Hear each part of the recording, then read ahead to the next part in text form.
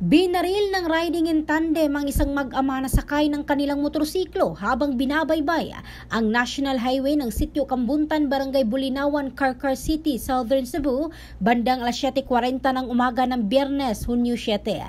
Ang mga biktima na sina Froilan Tolentino, 60 anyos, traffic enforcer ng Carcar City Local Government Unit, at ang kanyang 20 anyos na anak na si Wyatt Jose, pawang mga residente ng Sitio Lagal ng nabanggit na barangay.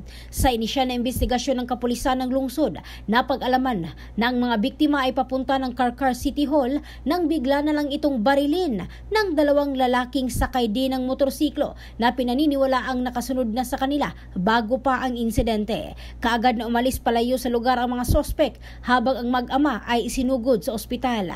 Samantala, patuloy ang pangangalap ng mga otoridad ng karagdagang impormasyon hinggil sa pamamaril.